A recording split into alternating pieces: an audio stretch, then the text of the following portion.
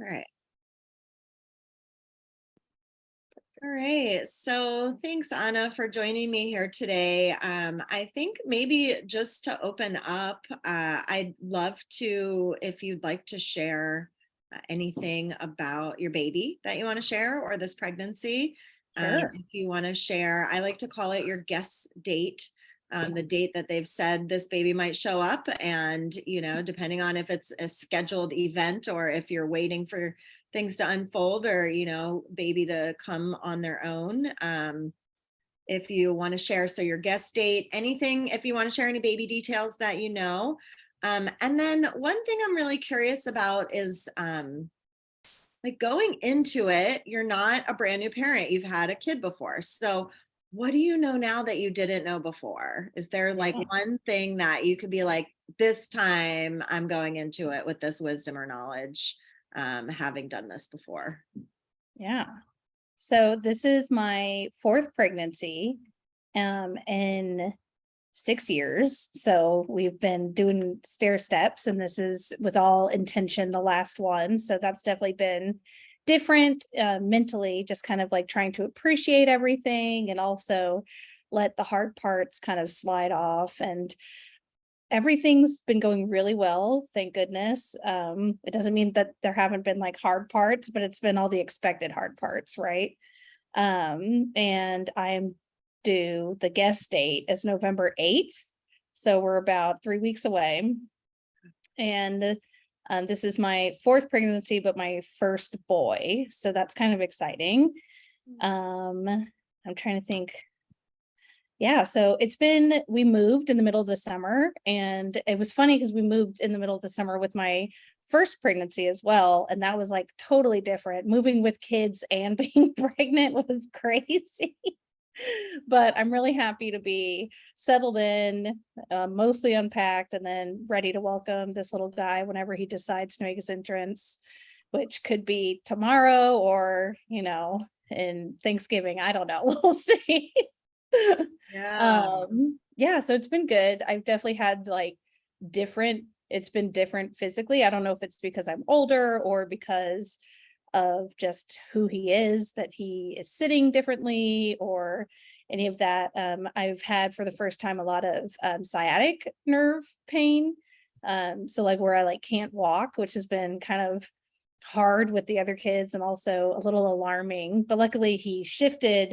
It was only a few weeks where that was pretty bad because they move around. So, and I'd say that's the biggest difference, is like not taking everything to be like either a sign of something or like, is this normal? Or it's like there isn't really a normal, like there's ranges, and just knowing that and not being as like fixated on like the count of like the safe zones and like counting movements and things like that, just like a lot less stress. And not that there's like anything wrong with like wanting to keep track of that stuff. But for me, it's definitely a lot less nerve wracking, kind of being like, oh, I don't know how far along I am, or like, yeah, like, oh, he's kicking a lot today, but like not necessarily, worrying about, oh, if I haven't felt him because I wasn't even thinking about it. Yeah. So I think that's the biggest change. But sometimes it's like people are like, how far along are you? And I'm like, I don't know. I know what I'm due. And Yeah. that can be so different from the first time around when you're like, I am 20 weeks and 3 days. And but it's, Tracking things yeah, differently. yeah. Very cool. And I hear you speaking to this element also of like maybe more guided by an inner knowing than an external knowing, where Yeah. you're like really looking for that outside validation and confirmation that like, okay, everything's normal, this is how many kicks and I felt this many, and this is, so there's just this kind of internal like checking in probably with yourself, everything feels right, everything feels good, you would probably be alerted to if something felt off, Yeah. and knowing from a place of more within yourself than outside. Yeah. Sorry.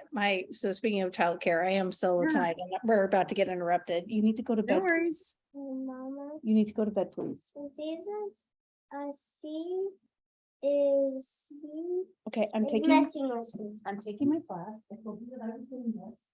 You need to stop.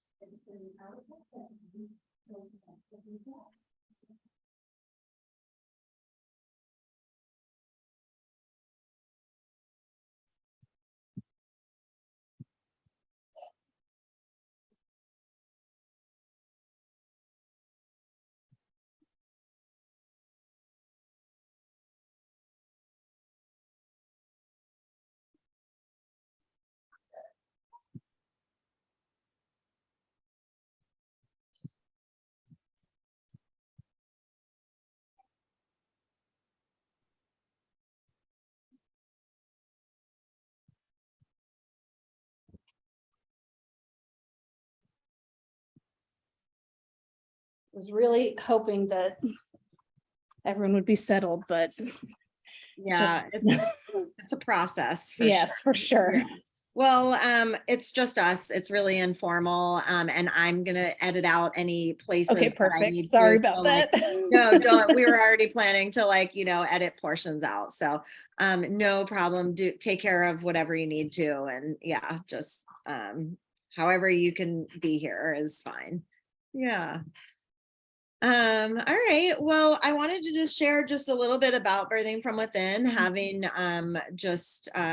I'm not sure, you obviously follow us on Instagram. I don't know if have you ever read the book Birthing from Within or I seen it? haven't. No, I Yeah. actually it's funny because because we moved, I found like new caregivers and like I had heard of hypnobirthing, was familiar with that, and then I found a new doula here in Austin, and through the doula center, they are huge proponents of birthing from within. They do like the full course, they offer it, and so she was telling me about it too, and then it was really Cool. fortuitous that my cousin was like, hey, there's this opportunity. So but it's very rudimentary understanding. Yeah. What's the doula center that recommends? Austin Doula Care. Okay, cool. I love to know about people that are incorporating it into their practice. Oh yeah. So Birthing from Within started as a book written by Pam England in the late 90s. From that, it grew a framework for offering these kinds of practices and processes to parents. And then years later, it started developing into a way to train birth professionals to work with parents. So, lots that we'll be talking about is things that you can find in the book, and of course having an opportunity to be guided or led through some of the processes, I think is really beneficial for most people as well. So glad you're here. And having the book, reading the book isn't it's not even a prerequisite for folks that take my full class. So I offer, a 5-week series. What we're going to do today is 2 hours. Usually my class is 15 hours. So we're just like taking a little sliver and, having kind of like a taste of opportunity. And while the book isn't a prerequisite, there's certainly places you can continue learning or go deeper. In 2018, she wrote Ancient Map for Modern Birth also, which is more recent. Lots of crossover, but updated and new things as well. So those are just two references for you. You've got 3 weeks left of pregnancy, and probably a lot of people at especially with your 4th baby, and then even people when it's their 1st baby, by the time they get this gestation, they're usually like, I'm so done with reading all the books, I'm done with taking all the classes and all of these things. You're just kind of ready to just kind of be in the experience. So I'm kind of the opposite. I'm like, okay, now's the time to study for finals. Like now you're ready. Yeah, exactly. Yeah, great. Well, what I was hoping to offer you tonight was an opportunity to think about birth and think about labor like as a map, right? So what if there was a map for labor? What would it look like? What kinds of things, we can think about what kinds of things we might be able to tell from a map. And then lots of things that we wouldn't know from reading a map as well. For instance, what kind of clothes we should wear based on the weather that day, or if there's any last minute boulders that have fallen down into the path that we were planning to take, right? It might, show us the routes or detours even on a map, and we can gather a certain amount of information, but not everything. And if we're to think about what we might think of as medical maps or maps in our culture that are used by birth professionals, midwives, OBs, people that are working to support birth, and especially birth professionals that are taking care of the labor, folks that are responsible for helping to assist in the delivery of the baby. There are many maps that we might use. One probably is familiar, a cervical dilation chart, right? So Yep. we can think of this as a map if, and not all babies are born vaginally, and not all cervixes dilate fully. But if this map were to show kind of like the intention of the cervix from 1 to 10 centimeters and the graduation of that dilation, right? So start here, finish here, right? We could also think about a very common map in the hospital, the pain tolerance scale. So, Yeah. they have the picture of the faces that get kind of squishier and wincier as the pain's higher, right? And you're supposed to kind of rate from 1 to 5 or 1 to 10 where you might be at, so that we could think of that as a map, rating the internal, pain tolerance or experience. And there's also another really common medical map called the Friedman's curve. And this is something that was developed in the 50s and has been really for many years kind of the gold star standard of determining how much the cervix should dilate and how frequently in active labor. And what the results of that study in the 50s was that a centimeter an hour was what was considered average, right? For the cervix to dilate a centimeter an hour. In the last, more recently, and I don't know if it was maybe 5 years ago or even a little bit further, 6 or 7 years ago, there was an update to that where there was, new information that we all kind of knew, those of us that observed labor, which is that labor doesn't always happen on that kind of linear trajectory, right? Sometimes people don't dilate a centimeter an hour, and sometimes, in fact, they don't dilate for hours and hours, and then all of a sudden it happens all at once, right? So there's all of these different ways that it can look. And instead of being more of a linear experience, it's actually, especially for the people internally that are going through labor, the internal experience is very nonlinear for most people, right? So you might not be able to track time or the course of events in the same way that you do in your everyday life. Definitely. We could even think about the pelvis as being a map for the baby, because the baby has to start here at the inlet and eventually, if they're being born vaginally, be moving out the outlet of the pelvis. And you've probably heard the term station, which talks about where the baby is in the pelvis. It's a -4 to +5 is about the range, and it's, the baby's way up here at those negative numbers, and then +5 all the way is like the baby's basically born, right? Yeah. Sitting right on the perineum. So there's a kind of a map involved in the pelvis alone. And even on the baby's head, which has the fontanelles and sutures that show the back of the head from the front of the head, this is what a provider that's doing an internal exam to try to tell the positioning of the baby, they're feeling for if it's a diamond or if it's a triangle, right? Interesting. I didn't know that. Yeah. Yeah. And that's how they know. Yeah. Yeah. So if they were to do an exam and feel that diamond, they would know that the baby's head is facing, if the baby was like this, is facing the back of the pelvis, and the triangle facing the front of the pelvis, right? Or it could be any combination. As you know, babies can be in all sorts of positions, right? Yeah. So there's, a variety of things that can talk about mapping the experience, whether it's for the baby or the physiologic experience. But there's not many things that really speak to, for the person giving birth, for the person in labor, the internal experience of birth. Mhm. And in fact, a lot of the conversations are mostly based on things that are external, right? Mhm. Not, the emotions or the internal landmarks that somebody might be experiencing. So, in Birthing from Within, if you're familiar with our website or our logo, we use a labyrinth to as our logo, and it is also a symbol that we use to talk about the metaphor for birth, the not only the labor and the birth, but also the postpartum experience. So, what we're going to do today is have an opportunity to explore this metaphor of the labyrinth a little bit. I am going to show you how to draw your own, so you can gather the paper and the art supplies, and then we'll get to have like a real embodied experience moving through it and noticing what comes up. Yeah. So I'm going to share a slideshow. Great.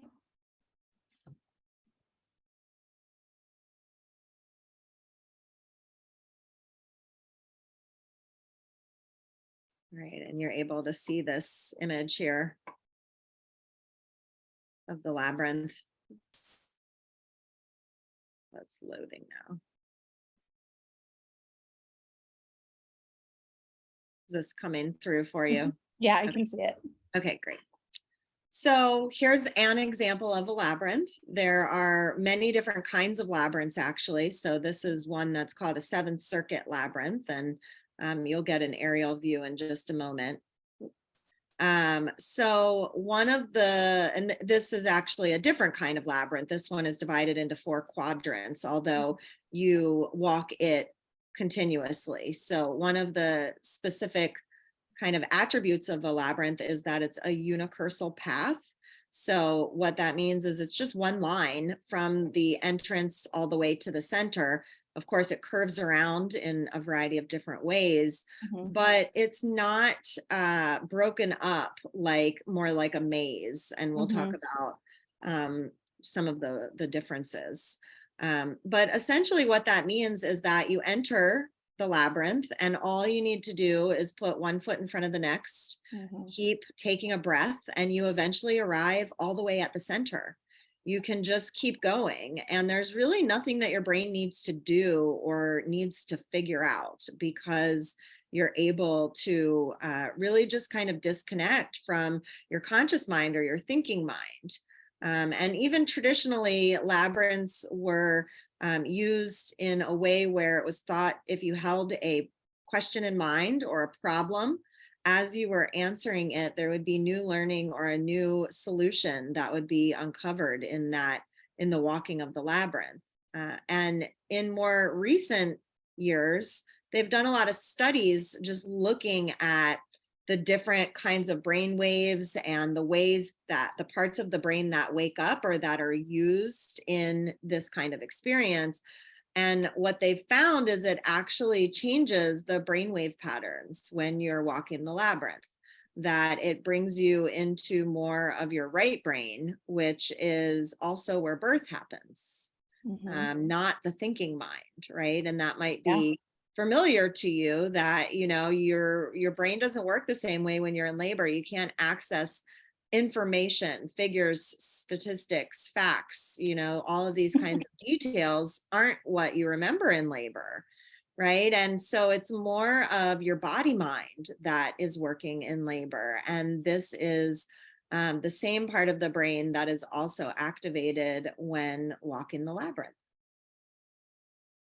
So this is an example of a maze, and this is, just the idea of going into more of a puzzle where Mhm. you're having to figure something out. There's maybe multiple directions that you could go. There's wrong ways and dead ends, and you really have to be in your left brain to figure it out, Mhm. right? And this is a much different experience than simply putting one foot in front of the next and moving through at your own pace, just keeping going one foot after the next, arriving at the center.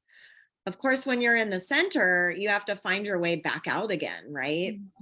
So in this metaphor, we talk about moving through the labyrinth to get to the center as being the ordeal of labor. That at some point along the way, your baby's going to arrive, and that is represented by the center of the labyrinth. But that finding your way back out again is the postpartum return. That place of there's still maybe some sense of a process and a ways to go. You're not just all of a sudden there just because you've had your baby, right? There's sometimes sensations of disorientation or, the same kind of nonlinear feeling or thinking that might happen in postpartum for people as happens in labor.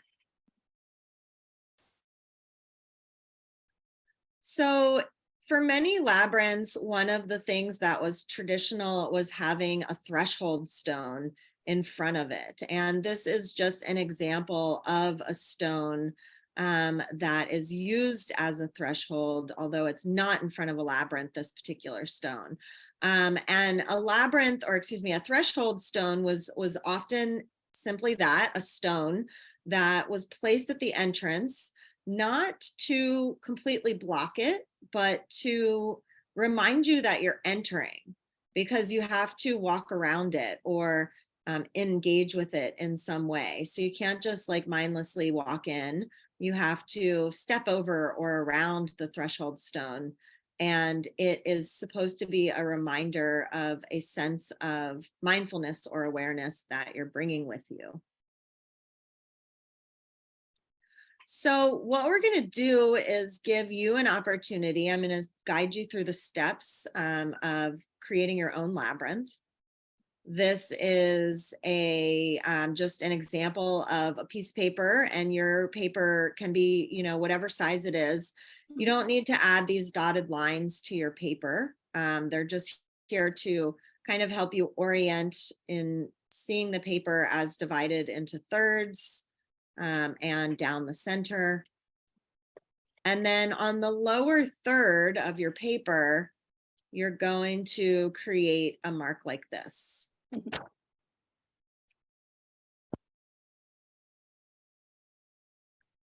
And what I'll do, I have a slide for each of the lines that we're going to draw. I'm going to share verbally with you what the step is. You'll have the diagram as an example. If there's at any point you need me to slow down or pause, or you have questions, feel free to stop me. So in a moment, when we begin to draw the paths, this is just an image showing the width. So depending on how large your paper is, we're going to want to use either your pinky or your index finger to move through the labyrinth. So if you have larger paper, you can make the path the width of your index finger. If you have a smaller paper, it might be more of like a pinky size. But what we're going to do is begin to lay out the paths by drawing this kind of right angle in each corner of your first mark. So you can kind of be, thinking about the paper as quadrants, and you're going to draw a right angle in each quadrant.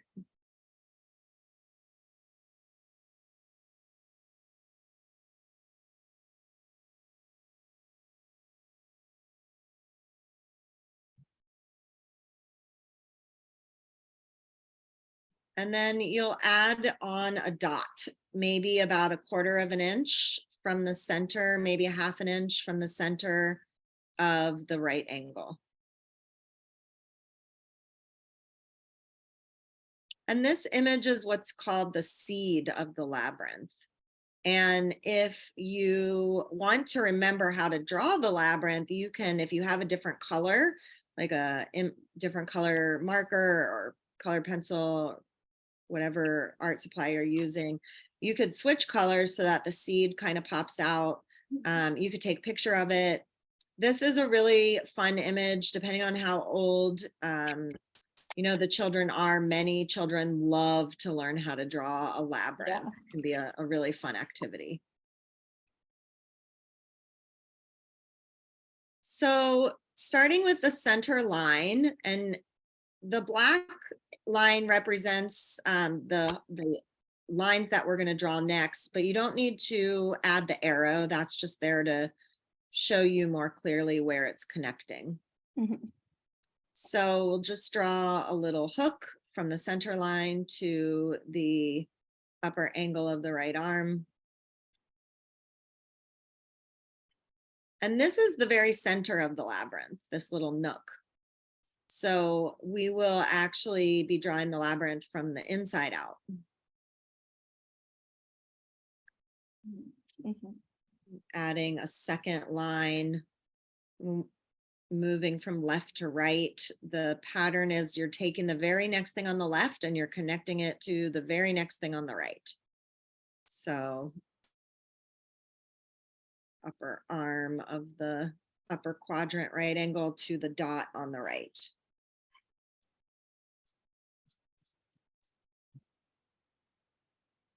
And then the dot on the upper left is going to connect to the lower arm of the right angle.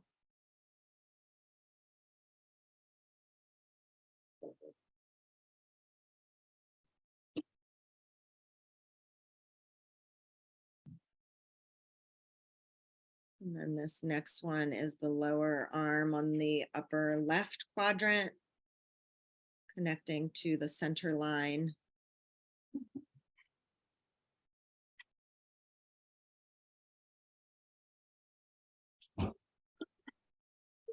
Okay, then go potty, please.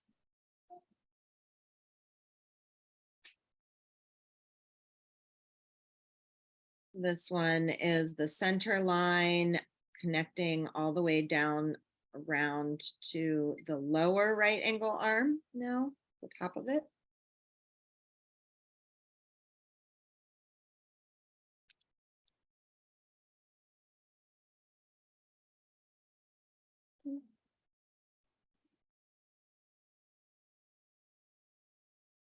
Now the top of the right arm angle on the lower left is coming all the way up and around to the dot on the lower right.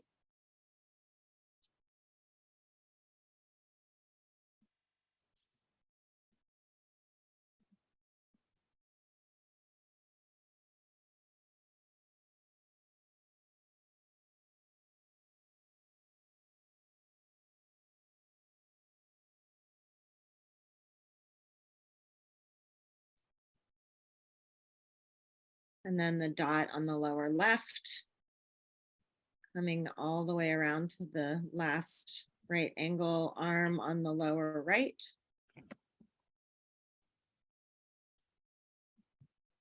And this leaves us just one line to draw left, which is the bottom of the right angle on the lower left is going to now come all the way up and around and connect to the center line, Mhm. so that you'll have just one entrance here, which is also your exit.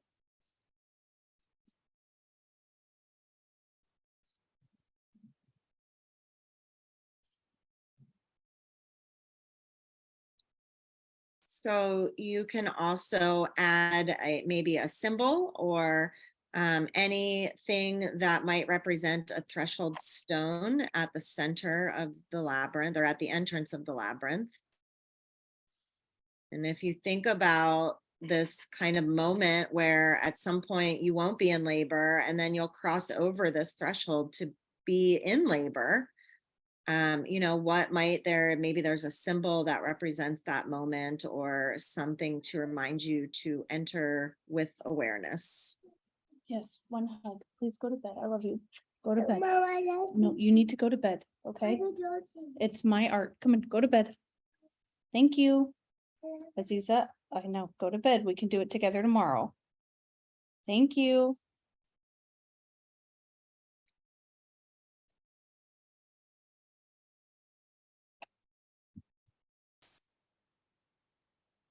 And you may also want to add a set of footprints that represent you standing on this in this preparation phase where you're not quite in the labyrinth yet in labor, but you're standing somewhere outside of that threshold. Maybe your footprints, maybe you put them as close or far away as you feel from being ready to do this, to get into the cross the threshold and get into the labyrinth.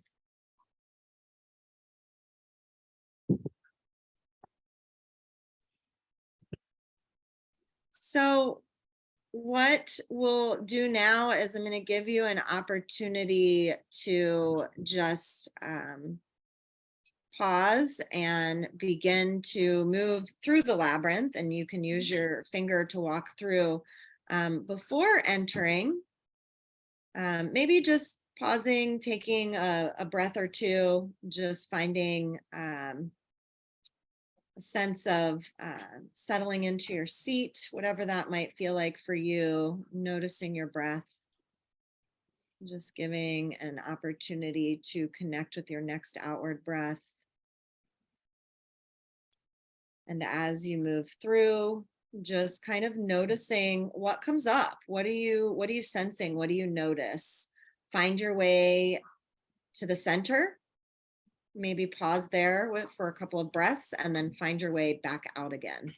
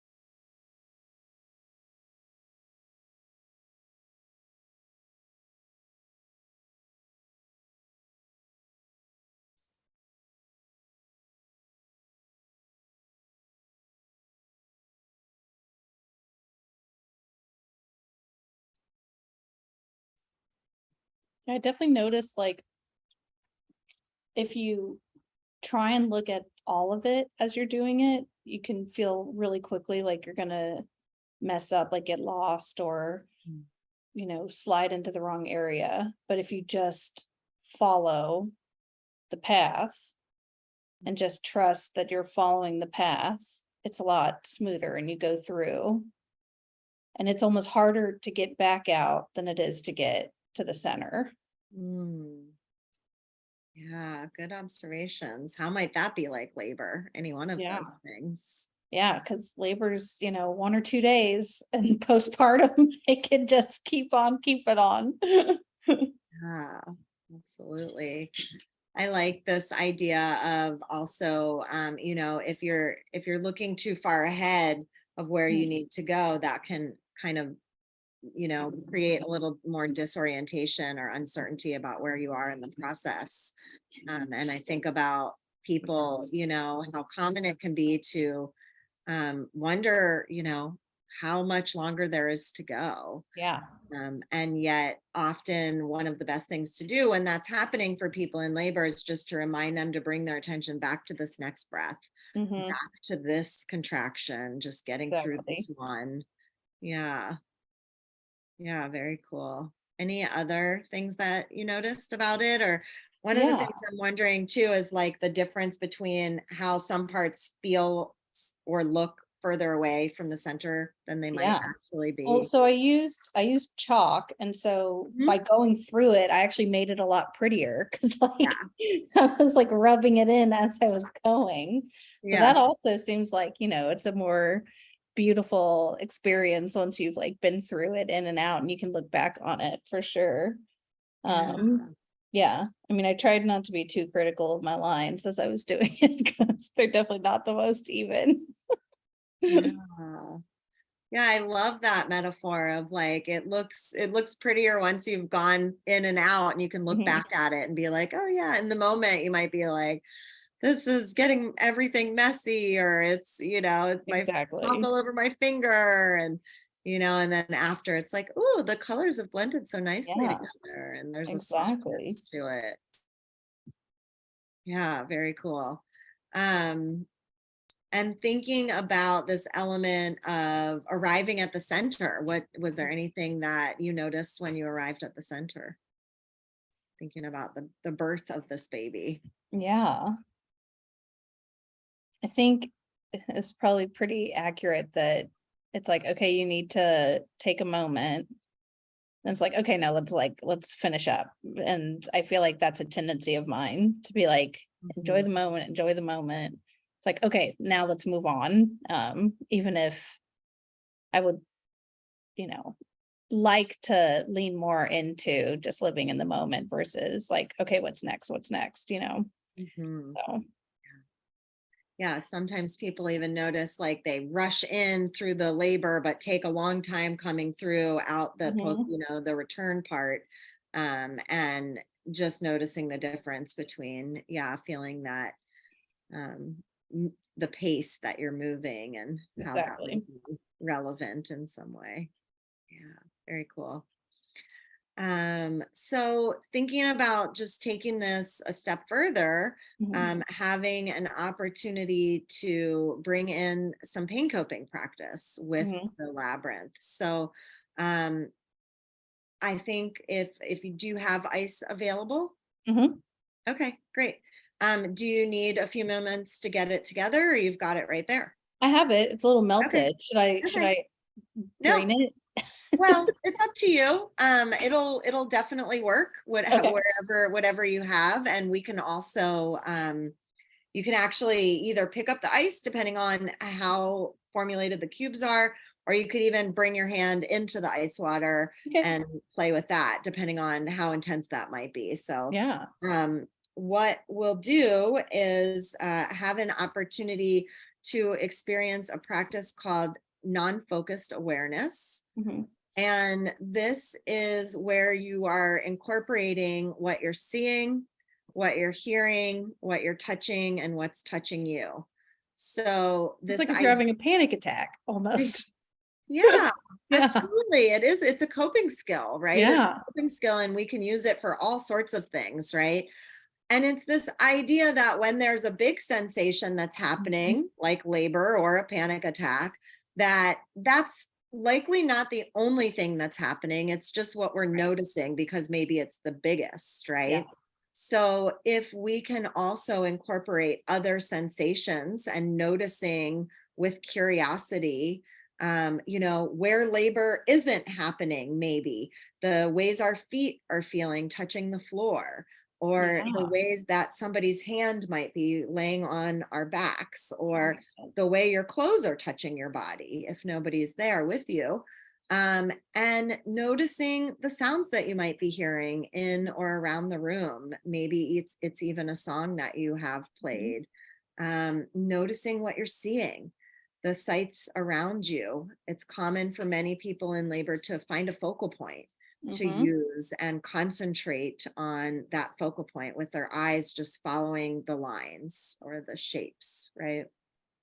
So that's what we're going to do with the labyrinth.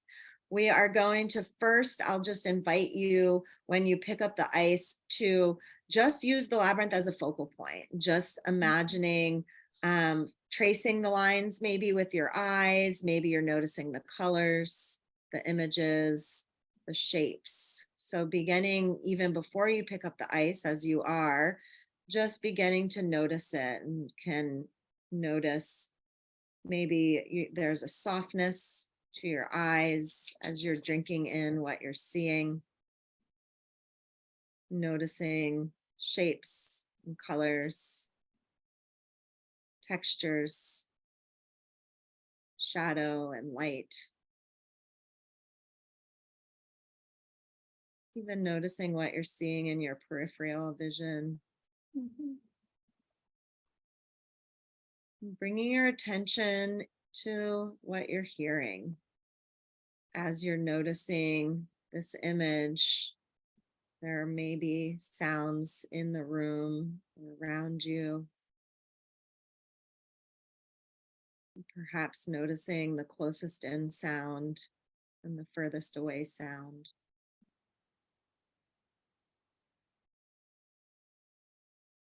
And bringing in what you're touching and what is touching you.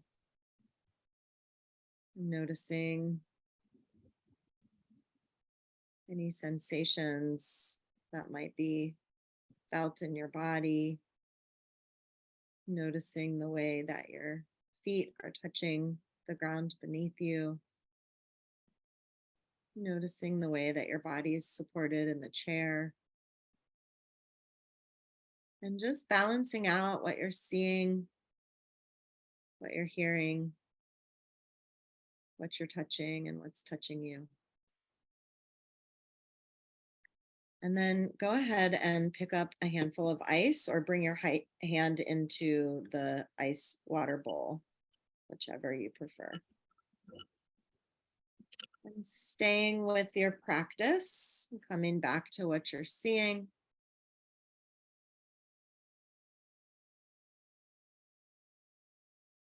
What you're hearing.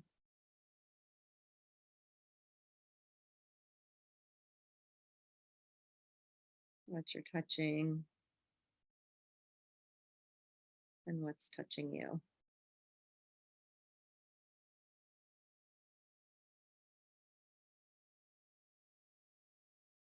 And breath.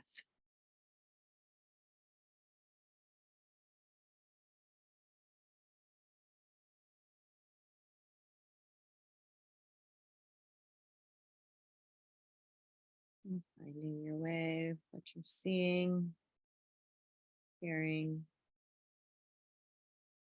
touching, and breath. And go ahead and put down the ice.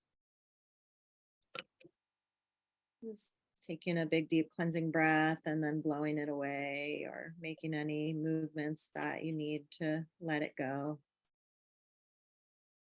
And perhaps just using this in between time, similar to in between contractions in labor. Just rest and recharge. And breathing oxygen down to all the cells in your body. Maybe even noticing any places in your body that you could sink into or let any little bit of tension go. Your brow or your jaw, shoulders, all the way down to your toes.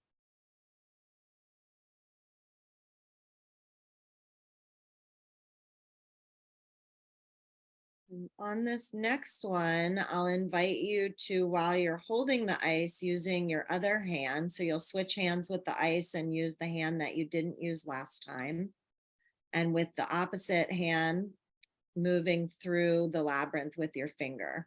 So you can go into the center and then come back out again. And if you're still holding the ice, you can start over and go back in and come back out as many times as you need to.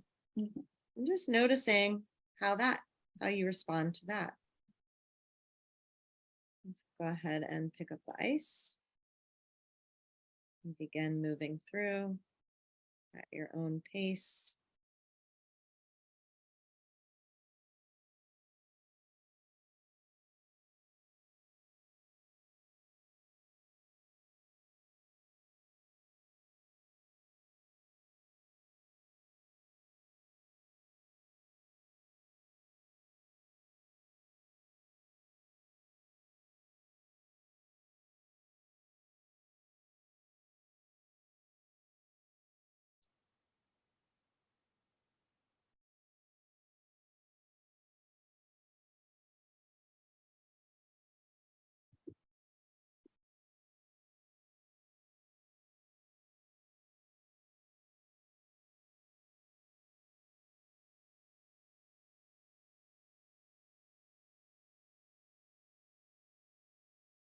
Go ahead and drop the ice. Again, just coming back to a place of rest and recharge. Blowing that one away or making any movements that feel good to let it go.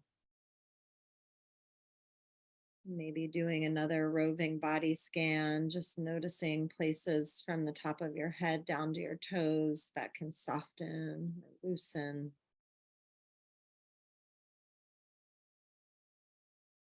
Sinking in with each breath, and building rhythm and repetition.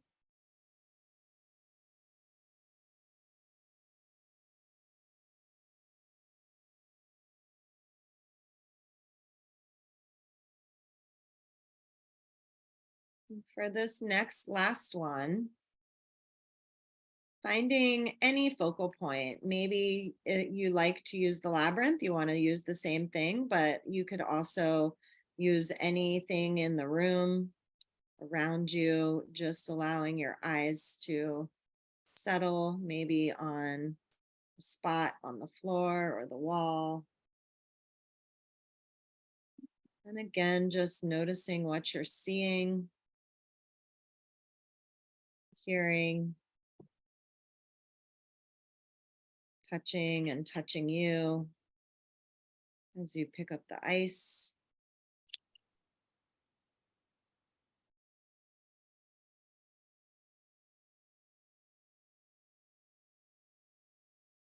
Simply noticing with curiosity.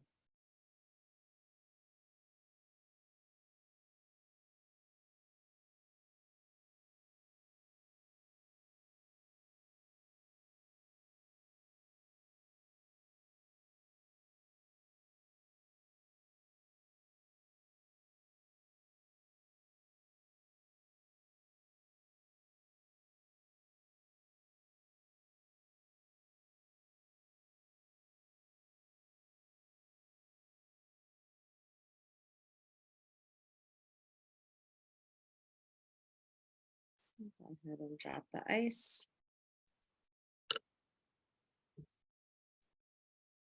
Big, deep cleansing breath, just blowing it away. What did you notice? It's definitely harder in my non-dominant hand for some reason, which is interesting. And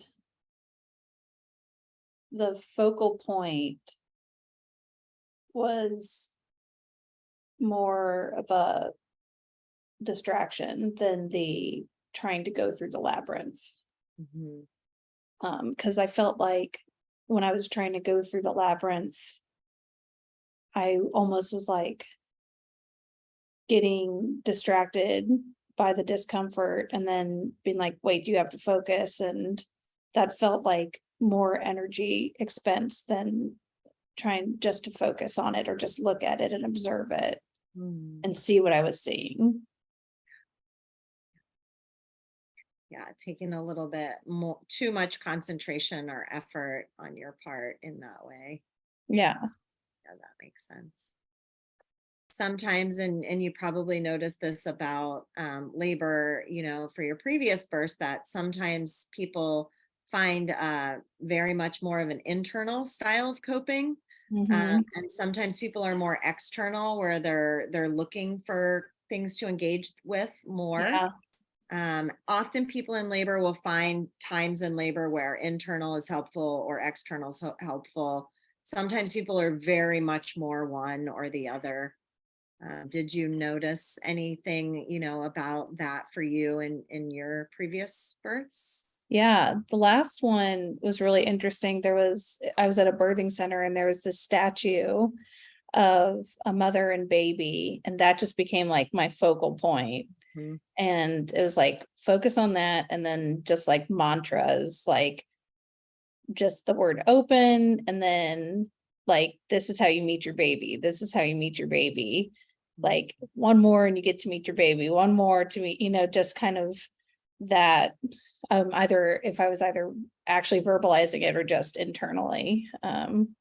And I think those like little mantras have always been really helpful for me. I know in the previous labors, it was like, you can do this. And then it was like, you have done this, you know, you can do this, you've done it before. Mhm. And so just definitely letting those go through, and then vocalizations for sure. Yeah. Using sound as a part Mhm. of the way that you're coping. Yeah. Yeah, but the focusing on the statue is interesting because that was my third was the first time that I had done that. And I think, I don't know if it was because it was like a mother and baby statue or what, but yeah, It became like this representation of your goal. exactly. It's like, Yeah. that's what I'm working on. And are you birthing at the same place or a different I'm place? not, yeah, I'm actually going back to a hospital. So Mhm. my first two were in a hospital, the third was during the pandemic, and so I decided to go to a birthing center so that I could have a doula and like have a little more control over the experience. And then it was great, but the recovery, I mean, trying to recover at home with toddlers is like pretty tough. So going back to the hospital for that level of care afterwards, and then I have a really great doula, so I'm hoping that it won't be too sterile of an experience. Mhm. Yeah. Yeah. Yeah. And knowing that last time that was such a helpful image, I Mhm. wonder if perhaps there might be even a photograph or a Exactly. I was little thinking mini the same thing. statue. Yeah. That Yeah. you might bring with you as a focal point to, if you get to the point where you feel like, you can't do it anymore or you need Yeah. that kind of encouragement, that could be a really helpful addition. Yeah, that's a really good idea. Yeah. Yeah, I'm wondering if there's other things like that. I know sometimes people bring like maybe they write down some of those kinds of affirmations like you were Mhm. saying and hang them around the room Yeah, or just let folks know like these are a handful of phrases that would be really helpful for me to hear. Are there other kinds of things that you're imagining might be helpful in coping this time? definitely. I'm hoping like some kind of like calming scent, like whether it's like aromatherapy or some even just like a spray or something. Cause like you said, like what do I smell right now? And making sure that it's like something calming, and then lights, like putting up lights instead of having just like the sterile, like hospital bright lights. And I did a mother's blessing with like some family and friends. And so I have a bracelet that I'm gonna wear that has like everyone, blessed a bead. And I have some cards from like previous labors that have really encouraging words. I don't, in the past, I haven't really been like in a place where I can listen to like Yeah. a full message from someone, even as loving as it is, but just knowing, like just seeing the cards can be really helpful. Like just knowing that I'm surrounded by like support and the shared experience of birthing for sure. Yeah. So those Yeah. are my goals. It sounds like you've put a lot of thought into it.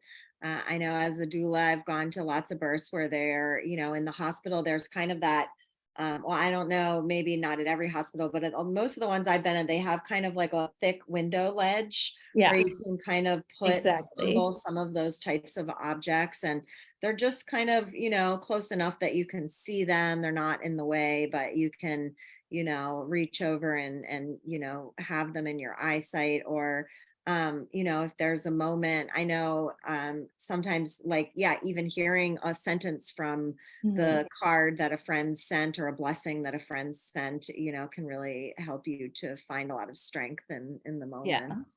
Yeah, Like you wonderful. said, it's just one step at a time. So if it just helps through that one step, then it'll be a huge service for sure. Yeah, sometimes that is, I suggest that people even write just keep going on their labyrinth somewhere outside of the labyrinth on A the good idea. paper. Yeah, because that is a really good reminder of, there's like another saying that that people often say is there's no way out, but the way out is through, right? You got to Mhm. move through to get out. And so it's kind of in that same idea of like just keep going and you'll get Exactly. there one step, one breath at a time.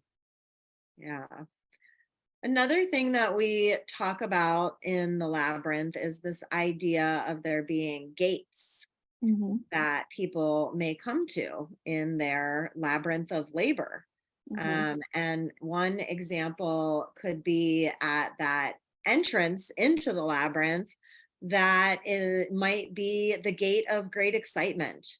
It could also be the gate of anticipation mhm. because you've been waiting, depending on how things unfold, how long you've been waiting. And there's this element of like, yeah, we're here, we've been waiting, we're finally going into this experience. And Mhm. of course, as somebody that's done this before, you know that sometimes it feels like you're going in and you're closer than you've ever been, and then hours and hours later you might be wondering like, where are even am I, Mhm. this like gate of disorientation of like, I'm not sure how far I've come and how far there is to go, and feeling a little unsure.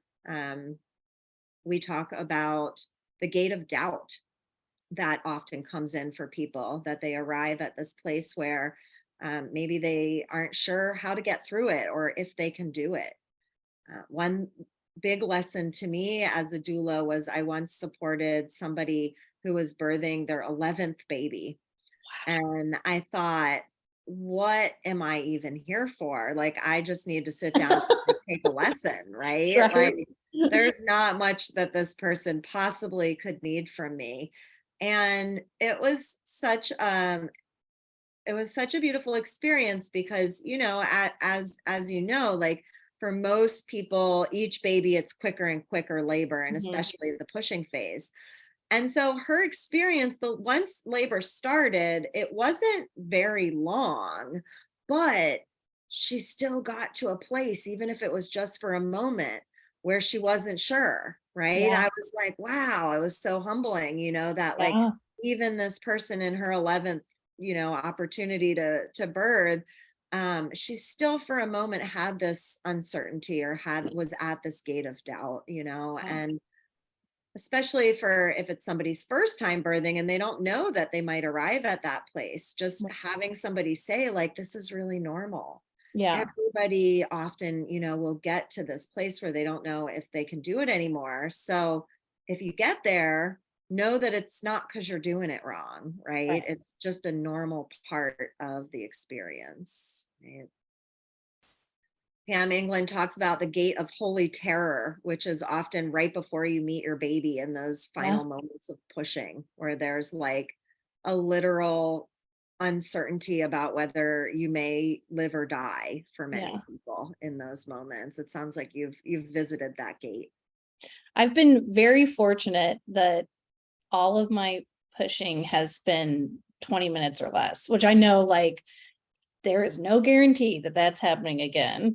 But transition for me has had a Mm, lot of that feeling of like, there's just no way. Like my body is getting completely annihilated. Like there's just no way. And then, you do it. yeah, and that's a good point because we never know when these gates might show up for Yeah. people.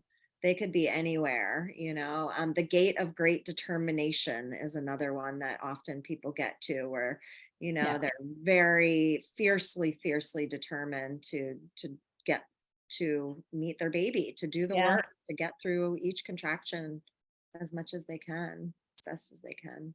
Yeah. Are there any other gates in that you have been to or perhaps imagine could be part of this experience of labor, or it could even be postpartum? Could think about postpartum gates Mhm. as well.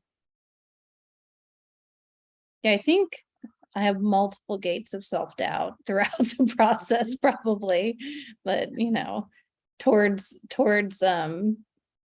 towards transition, it seems like every contraction is like a, like a I can't do it, yes, I can, like I can't do it, yes, I can. Um, Mhm. that seems to be sticking out the most, but I think for there's definitely the breastfeeding gate, right? Of like Mhm. starting and then being like, this hurts, Mhm. or this is uncomfortable, or for the second and third, like I forgot about this part. And Yeah. um getting sidestepping that gate. Yeah. Might even think of the gate of remembering, right? Yes, As a parent exactly. that and that might be parts of labor, it could be in postpartum, but this like familiarity that you've somehow blocked out that comes in again all of a sudden Yeah. when you're doing it and you're like, oh, I remember. Well, that was one of the craziest things when I had my first child, and like talking about it with other parents, it's a very, like, a lot of people have had the same experience, but like the waves of stuff from your own childhood that hit you that you didn't even like, things you haven't thought about since you were a kid, and it just like the floodgates open. That was like definitely unexpected the first time around, but for the second and third and subsequent, if things come up, you're a little better equipped to know that that's going to happen, and like how to talk it out and things like that. Yeah, it's absolutely true. There's this knowing that is in our cells that we Mhm. remember even after years and years of forgetting something cognitively, right? Yeah. It's these stored memories in our bodies. Yeah.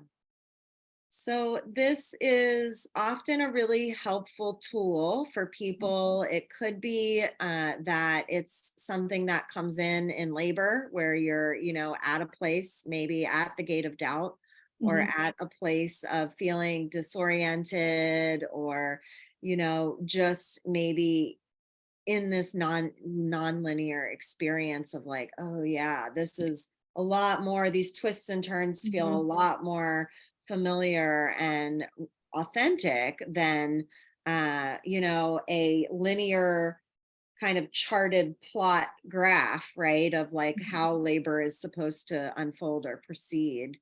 And it's also really helpful for people in postpartum because it can be hard to remember in that place that you're still in the labyrinth. Mhm. There can be a sense of, wanting to get back to some sort of normal or a schedule or a rhythm. And there's a sense of who am I now that is often with people.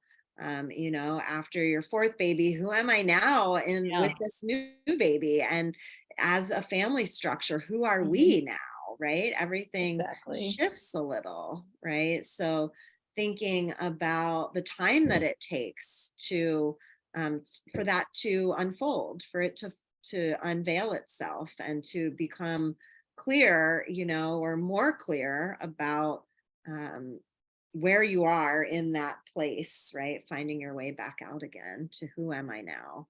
Mhm. Sometimes we refer to this as the labyrinth as well, because it's just a fun way to think about the metaphor of labor as being a labyrinth. Mhm. uh, Often sticks a little bit more into the memory, right? More than like you were Yeah. saying, like in labor, you don't remember some of the more left brain information, Yeah. right? Yeah, wonderful. Is this a new concept or process for you? Have you done anything like this before or thought about it in this kind of way before? No, not really. Yeah. No, not in as like are not articulated in this way Mhm. versus, just like individual ideas, yes, like mantras or touchstones, things like that. But I really like the labyrinth metaphor. I'm also realizing the movie Labyrinth should not have been called Labyrinth. Yeah, that comes up a lot in the class when we talk about the labyrinth. So often people want to make the correlation, but it was more like a maze, It right? was definitely a maze, Yeah, exactly. yeah, definitely a lot of different angles of getting lost, getting Yeah, disoriented, and not finding your way back out. yeah, and that is Yeah, not what we're doing. yes, exactly. Yeah. Well, there was one other process that I wanted to share, and we may wind up ending just a little bit early. I was allowing for often in a group class, there's questions and dialogue, and it takes more. Definitely. So, um, and I'm happy to stay on and chat as well, and you know, for the full time, whatever feels good for you. But this last process, in Birthing from Within, we often do what we call birth art, which is an opportunity similar to the labyrinth process, but an exploratory opportunity to notice what comes up in the process. And it really is all about what comes up, not so much what happens on the paper, right? So, you know, there may be a series of images that emerge, and then taking it a step further to kind of think about, you know, what new learning or what surprised you. So this process is an opportunity to think about labor as a landscape. And having birth before, you can draw on your experience from your previous births. You might pick one birth, or Mhm. you might even make a combination of the landscape from a combination of births that you of your births. So thinking about, what if labor were a landscape? If there was, you know, what kinds of landscape might it be? Would there be, you know, it could be a jungle landscape with Mhm. thick trees and bushes. There could be mesas or plateaus like the high desert. There could be wandering, rushing rivers or meandering brooks. There could be the vast ocean, right? So many different possibilities with all of the different landscapes that we know. And you may not know exactly what it is, but just kind of taking some time to allow the chalk to come to paper, and just seeing what emerges, and Mhm. letting the process be your guide as you move through it. So thinking about labor as a landscape, and we'll give you maybe about 10 or so minutes. I'm just gonna put a timer on, and you can just allow yourself to go into the image, and then I'll come back in about that time and give you a couple of prompts to think about exploring, and we'll go from there. Okay, sounds good. Yeah. Okay, great. Now I'm just going to turn my camera off for about Okay. that.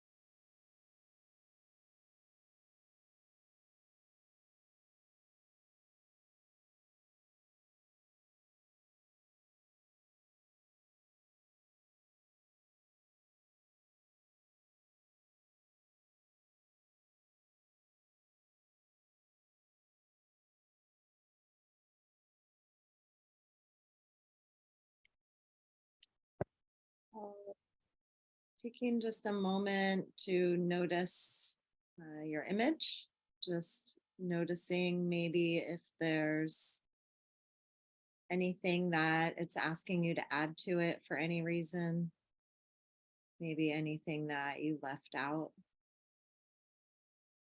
perhaps something that you censored. And just taking a moment if there is anything that wants to be added, to do that. And if not, then just kind of noticing, maybe taking a few minutes to journal about any type of theme or new learning, something that may have surprised you, something that you know now that you didn't know before doing this.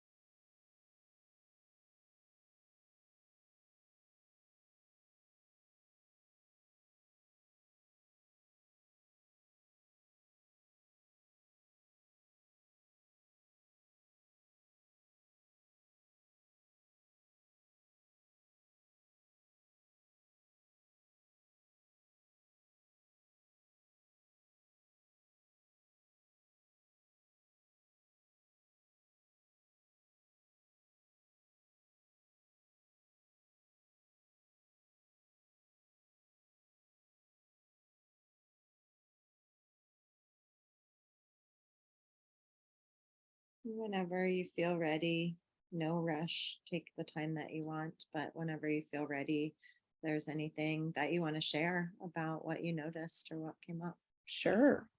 So when you started talking about landscape, the first and like predominant thing I saw in my head was just like a big open field leading to like a range, like a mountain range or, some sort of, but like that experience of standing on one side of a clearing and being like, I cannot tell how long it's going to take to get there, but I know it's going to take a long time.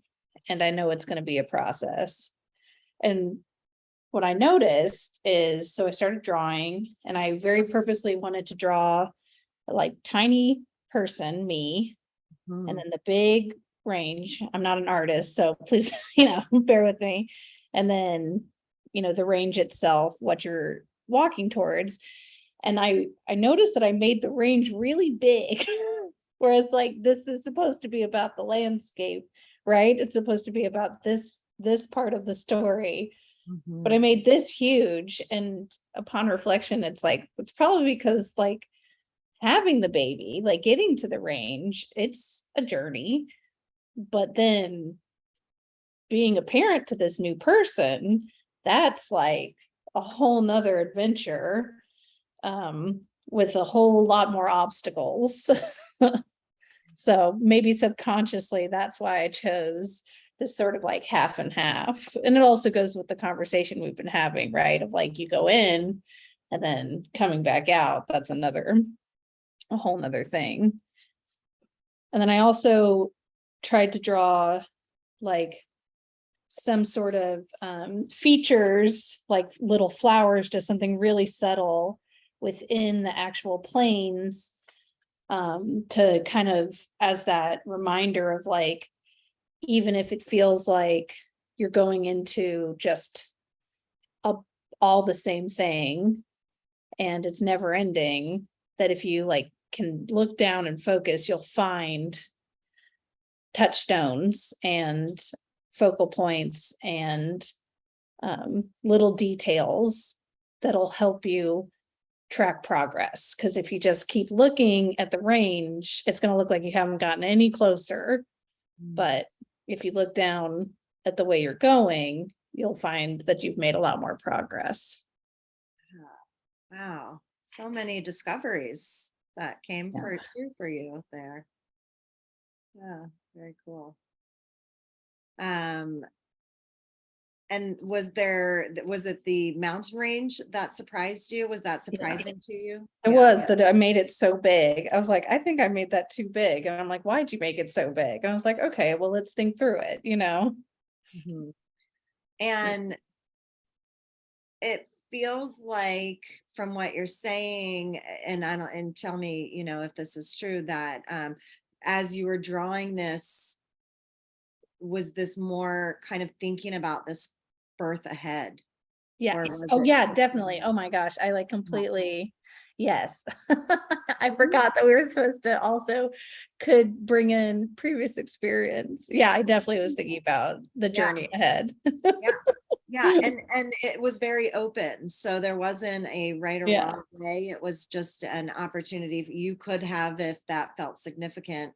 And I just wanted to make sure I was reading my impression the right Yes, way that you you were were. correct. Yeah, so even that alone, right, is just like, oh, that's interesting. Like, yeah, you're Oh really yeah. bringing that into the present of this birth coming in. Yes, definitely. Oh, yeah, very cool. And so thinking about all of that, does it feel like there's something that you know now that you didn't know before you did this process? That's maybe just a new learning or a takeaway. I think recognizing that this is just a step seems to diminish the importance of it, because I do think it's like such a valuable experience and such a big challenge that we can accomplish. But like we were talking about, recognizing that it's not the whole process, and that whether it's like an hour postpartum or a year postpartum, like that's part of the process too. And some of the same mentalities can be beneficial. Just like I feel really overwhelmed, Mhm. and I'm going to take a deep breath, see what I smell, see what I hear, see what it's touching me, just recenter. I think thinking of that as the journey out from the center would be really beneficial. I'd never really thought about I've always compartmentalized it so separately. It's like there's labor and delivery and there's recovery, and they are two, like you physically are removed from one to the other, and Mhm. kind of making them more connected. Mhm. Yeah. Yeah. Yeah. The holistic experience of, Mhm. each part touches the next, and Exactly. kind of more of a spiral experience than a linear. Exactly. um, Yeah, very cool. Yeah, neat. Thank you for sharing. I feel Yeah. every time I work with parents, I learn so much, and the opportunity to get to work with people through this phase of your preparation journey is always such an honor and a privilege to witness people's journeys, and to be able to just meet somebody an hour and a half ago and be sharing such profound things together and insights is one of the reasons that I love doing this work, really Yeah. getting to touch into a deep place and a very transformative place, Mhm. as humans. So thank you. Well, thank you. I appreciate the guidance for sure. I just had a card that I thought would be nice to close with. And this is from Nikki Shahid's Heart Centered Pregnancy Deck. This is like a card deck. There's Cool. different ones and they have prompts. There's a journal as well. And you can use them together or separately. But they have just, you pick one and they have different topics. And this one is kind of a fun one to just kind of bring the baby in, thinking about this little person that you're going to Yeah. meet so soon, and thinking about this part of you that you're already a parent. You've Mhm. already awakened that part of you, that parent part of you.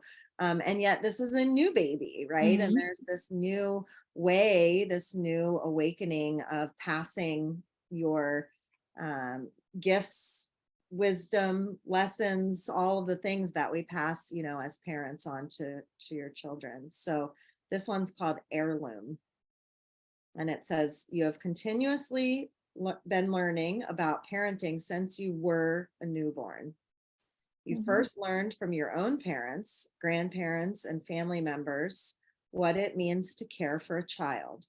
You internalized lessons about how much time parents should spend with their kids, what kind of activities they should do together, how they should connect, and how they should set boundaries. Inevitably, some of the lessons you learned from your parents will be recorded in your book of things I'll never do when I have kids book. But other lessons are like heirlooms that you'd like to pass down from one generation to the next. These may be traditions, sayings, ways of being, or attributes that you would like to gift your child. When you look back on what you've learned from your parents, what is an heirloom attribute or tradition that you would like to share with your own child? The first one that came to mind was, it's one of those things I didn't even realize not everyone did, but I was raised predominantly just by my mom.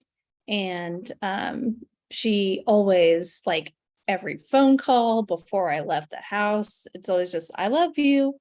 And that is something that I also do with my kids, and that I hope they do with their kids. And it's a really simple thing, but it is definitely just that constant reminder that you're very loved.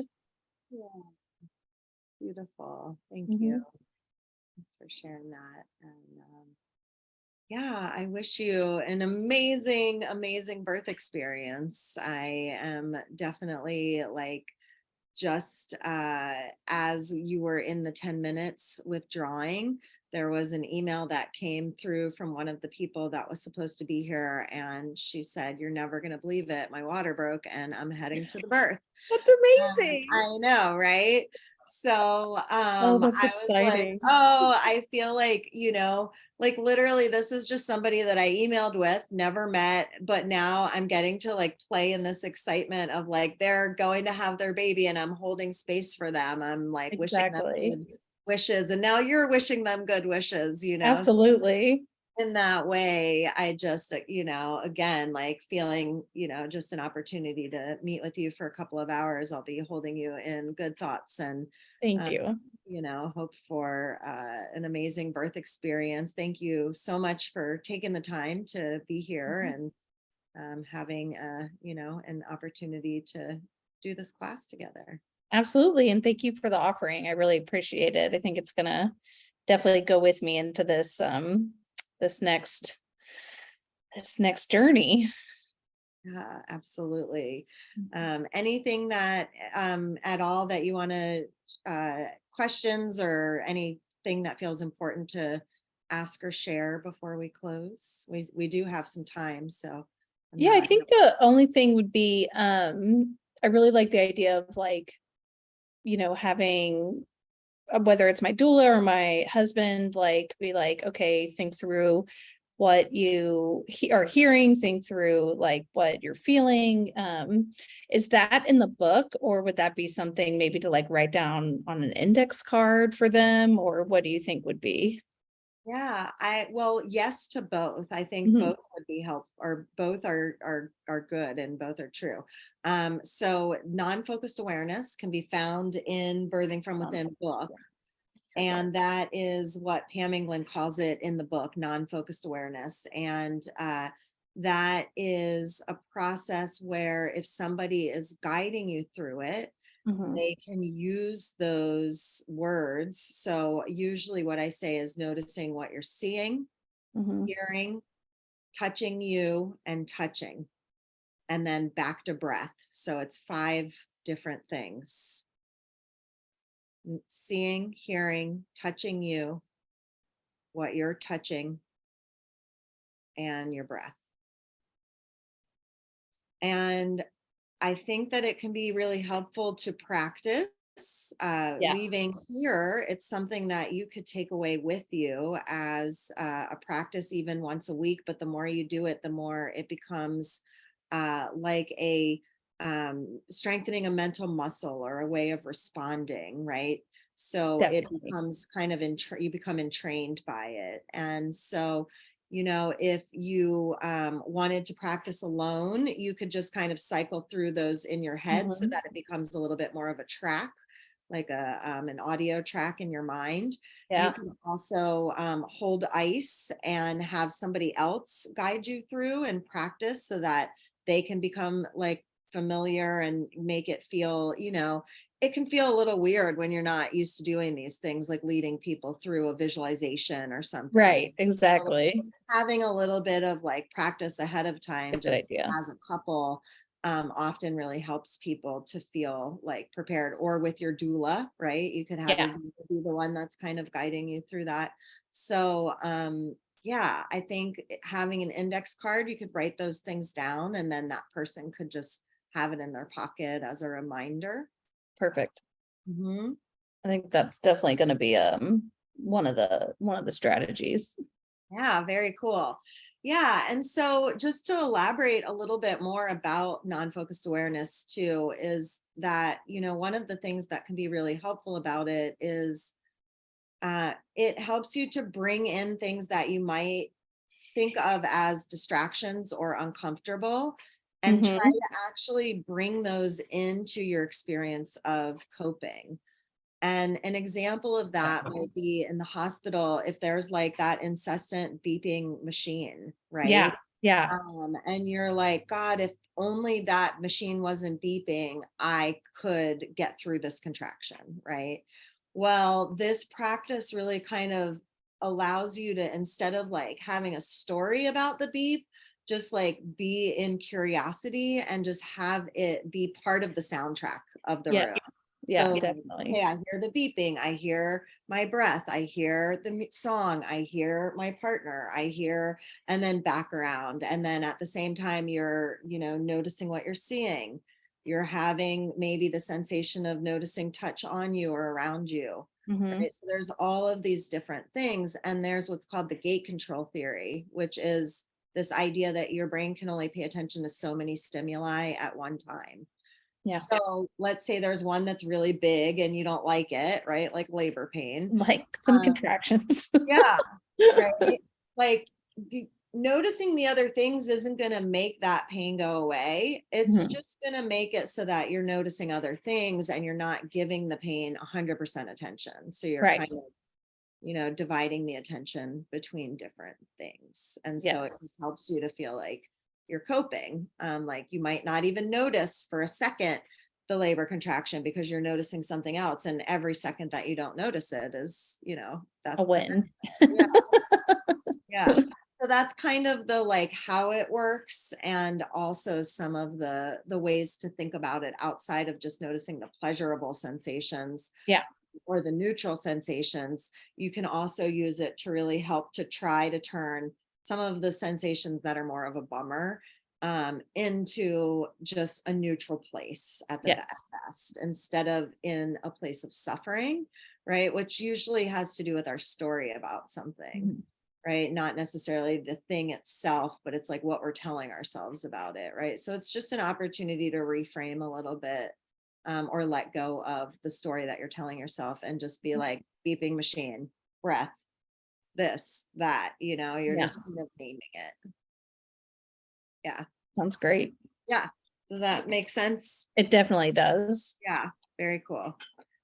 Yeah, and this really fits into that kind of more external practice too. So we talked about like internal and external coping, and Mhm. so this practice often works well for people when they um, some people want to close their eyes and go very much inward, and this practice doesn't work so well for people that are more in that internal place. They're not so much wanting to notice all of the extra stimuli, right? Mm. But then there's sometimes that is definitely the way people want to cope. They want to notice what they're seeing or Yeah. bring attention to sound, or so has that practice been something that you knew that you were more external or had better. Yeah, it's funny because I never would have described myself as being more external because I definitely feel overstimulated. That being said, I definitely need like the distractions. I don't know if like I really ever have coped more internally. I mean, yeah, I don't know. That's really interesting. I never really thought about it. Like, yeah. And I say that because, I like a lot of the stuff that can be really helpful for a lot of women, like someone squeezing on your hips or like, so I'm like, don't touch me. Like, it's like, I don't want like, that's where I feel like, oh no, I'm not like that. Like, I don't want external stimuli. And it's like, no, I do. I just like, I want to, I guess, be observing it versus like, I don't know. It's an interesting way of thinking about it. Yeah, absolutely. And that's one of the things that these processes do is they help kind of slow it down enough where you're thinking about like what's really working, what Yeah, is it that's exactly. helping. Yeah. Normally Yeah. you're just in it and you're just happy to get through it. You're not trying to analyze what it is, right? Right. Yeah. But if you're thinking about now in preparation for doing this, like what was it that was really helpful? You can kind of strategize. Of course, in the moment, it might be totally different. Exactly. Yeah. This could be the year that, Yeah, it can who always knows? be different, but I Yeah, think even if it just helps with the preparation place right now, feeling like exactly. you're um, doing what you can to prepare for how do you prepare for the unknown, right? There's only Exactly. so much you can do, and yet doing things like this does help you prepare mentally. It helps Absolutely. you prepare emotionally. So I think there's benefit to all of that. Yeah. For my second labor, I went in a little cocky, I think. I didn't really do much prep because I was like, well, I, did it before.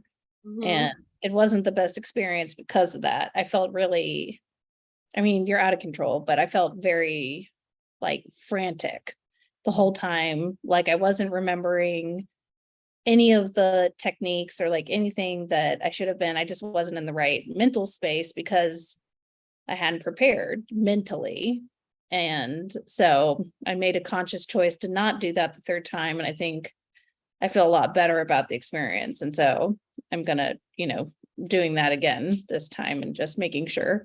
That's where I was like, I'm the opposite. I'm not like gonna put the book aside for the last 2 weeks. Like this is when like Yeah. I want to be very conscious about. I don't like saying plan because like you can't really, but Yeah. intention Intentional. of, Yeah. yeah, exactly. Yeah, that makes perfect sense. And um,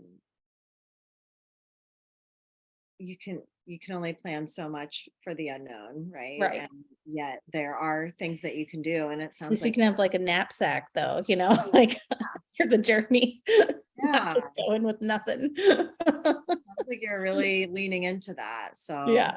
that's really wonderful. I'm glad that this class that you felt called to take this class, and you're not pregnant for that many more weeks likely, but we do have a parent directory on the website as well that offer mentors all over the country, and Awesome. we've got people in 28 different states. So if there's ever an experience where you want to work with somebody in this kind of way, feel free to find more of us Awesome. there. Yeah, Yeah, definitely. Thank yeah, you. absolutely. Thank you as well. And did you say tell me again where you're located? Austin, Austin. I Texas. heard you Mhm. say it. I was thinking because I'm in Portland, Oregon, Oh, and nice. Yeah. sister city. So Yeah, exactly. yeah, very cool. Well, thanks for joining again, and best wishes for an amazing birth experience. Thank you. I really appreciate it. And I really appreciate your time. Absolutely, me as well. Take care. Thanks, you too. Bye. Bye.